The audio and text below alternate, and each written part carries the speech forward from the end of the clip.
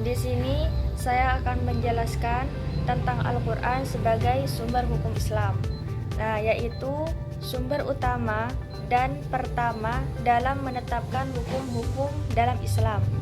Dan juga Al-Quran ini diyakini sebagai wahyu Allah yang diturunkan kepada Nabi Muhammad untuk petunjuk hidup umat manusia, yang mana di dalamnya itu terdapat dasar hukum seperti ibadah, yang di dalamnya itu seperti sholat, puasa, dan zakat. Yang kedua itu muamalah, yaitu seperti jual beli, pernikahan, dan warisan. Yang ketiga itu pidana, yaitu seperti hudud, qiyas, dan takzir. Dan yang terakhir itu etika dan moral, yang mana Al-Quran ini juga bertujuan untuk memberikan keadilan, kemaslahatan, dan rahmat bagi alam semesta. Al-Quran juga dianggap sebagai obat penawar, cahaya yang menerangi, sumber hukum yang dapat membedakan hak dan batil, dan dapat menjadi petunjuk ke jalan yang lurus. Dalam praktiknya, pemahaman Al-Quran dan hadis menjadi pedoman hidup yang mempengaruhi ketaatan umat Islam dalam menjalankan perintah agama. Yang kedua itu saya akan menjelaskan tentang Al-Quran sebagai dalil hukum Islam, yaitu dalil hukum adalah dasar atau sumber yang digunakan untuk menentukan suatu hukum dalam Islam, yaitu seperti wajib, haram, sunnah, makruh atau mubah, yang mana segala hukum yang ada dalam Islam harus merujuk atau tidak bertentangan dengan Al-Quran sendiri. Di sini ada beberapa contoh ayat Al-Quran yang dijadikan dalil hukum. Yang pertama itu sholat. Dalilnya itu dirikanlah sholat, tunaikanlah zakat, yang ada di Quran surat Al-Baqarah ayat 43, yang mana dalil tersebut itu menjelaskan bahwa sholat itu hukumnya wajib bagi umat Islam. Terus yang kedua itu riba, yang dalilnya itu Allah menghalalkan jual beli dan mengharamkan riba. Itu ada di Quran surat Al-Baqarah ayat 275, yang mana dalil tersebut menjelaskan bahwa riba itu hukumnya haram yang dilarang oleh agama Islam.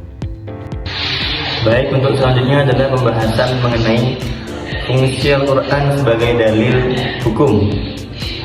Ini di sini ada 3 poin. Yang pertama,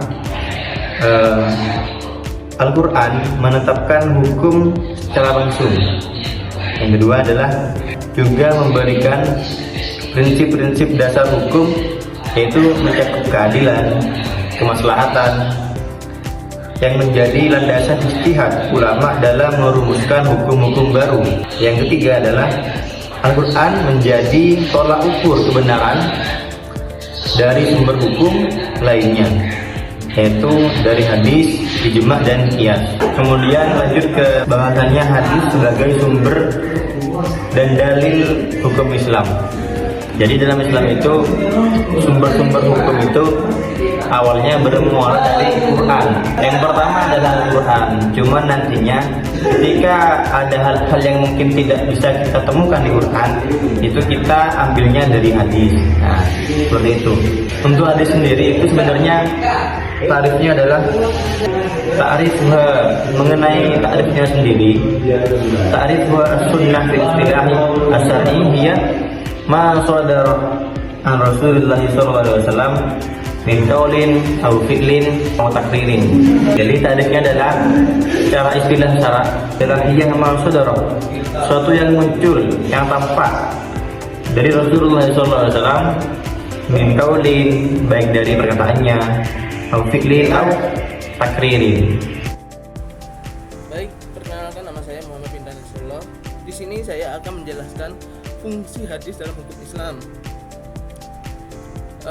Di fungsi hadis dalam hukum Islam ini terdiri dari beberapa bayan, yang dimana salah satunya adalah bayan takkid, yang dimana bayan takkid ini berfungsi untuk menjelaskan atau mengulangi keterangan-keterangan yang secara eksplisit ada pada Al-Quran. Dengan demikian, hukum yang dikeluarkan mempunyai dua sumber hukum, yaitu Al-Quran dan hadis.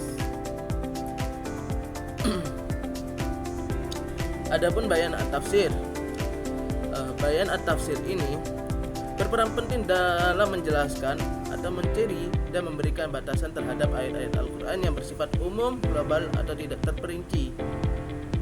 Hadis ini hadir untuk memberikan penjelasan yang lebih spesifik dan praktis mengenai perintah-perintah Allah terhadap dalam Al-Quran.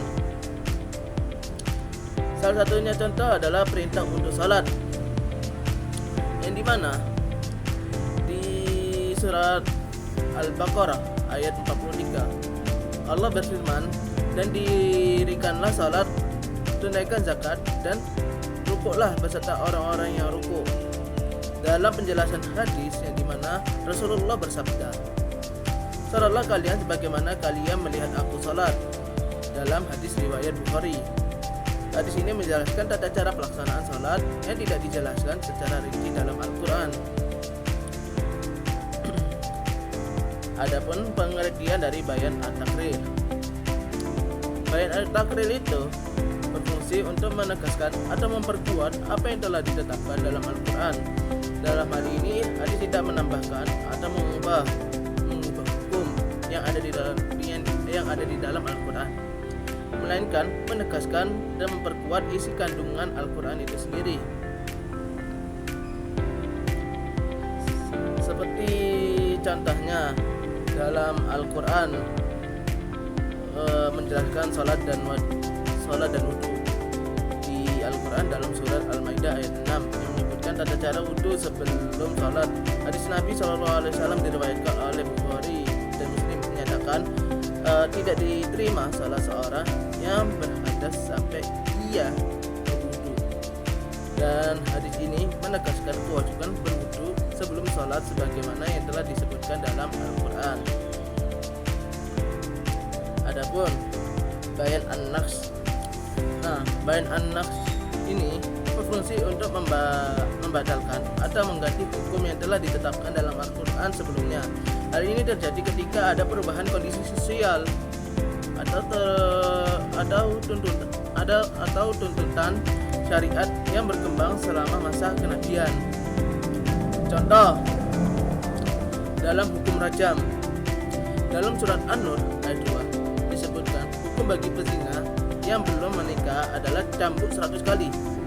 Namun, hadis Nabi Muhammad SAW menyebutkan hukum rajam bagi pezina yang sudah menikah itu hukumnya adalah, salah satu hadisnya adalah ambillah dariku. Sesungguhnya Allah telah menetapkan hukum bagi setiap orang yang berzina, yaitu rajam bagi yang sudah menikah dan cambuk 100 kali yang belum menikah. Dalam hadis ini membatalkan sebagaimana hukum terdapat dalam Al-Quran dengan menetapkan hukum baru yang lebih sesuai dengan kondisi umat Islam pada masa itu, yang dimana yang hukum bagi pezina adalah rajam diganti dengan hukum cambukan di hadis Nabi itu sendiri. Adapun bayan makna al-lafzi. Untuk bayan makna al-lafzi yaitu menjelaskan arti kata atau bacaan dalam Al-Quran atau penjelasan yang berhubungan dengan bahasa, seperti hal kayak tajwid, qiraat, dan masih banyak lagi. Materi selanjutnya adalah kedudukan hadis sebagai sumber hukum Islam, yang dimana hadis ini memiliki kedudukan yang sangat penting dalam sistem hukum Islam sebagai sumber hukum kedua setelah Al-Quran, yang berfungsi untuk menjelaskan menetapkan hukum-hukum yang tidak dijelaskan dalam Al-Quran. Maksudnya di sini adalah fungsi hadis itu sebagai sumber hukum Islam di dalam Al-Quran mempunyai kedudukan yang tinggi setelah Al-Quran. Di antaranya adalah hadis itu sebagai sumber kedua hukum Islam. Yang pertamanya yang pastinya adalah Al-Quran.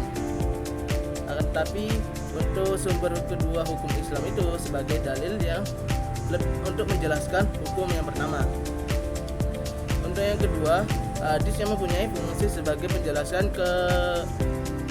keglobalan dan keumuman ayat Al-Quran dengan dalil yang tidak terinci dan tidak semua ayat-ayat yang termuat dalam Al-Quran itu dijelaskan oleh Nabi Shallallahu Alaihi Wasallam secara rinci seperti dalam hadis, akan tetapi sebagai besar telah dijelaskan oleh Nabi melalui hadisnya. Jadi di Al-Quran itu terdapat ya cuma intinya saja, sedangkan hadis itu menjelaskan dari hal intinya saja. Contohnya kayak tadi itu masalah sholat itu, kita disuruh oleh Allah Subhanahu Wa Taala untuk menunaikan sholat. Akan tetapi di dalam hadis itu menjelaskan bagaimana tata cara sholat itu. Sekian dari saya. Apabila ada salah kata ataupun salah perbuatan maupun disengaja ataupun tidak disengaja, mohon maaf. Akhirul kalam. Wassalamualaikum warahmatullahi wabarakatuh.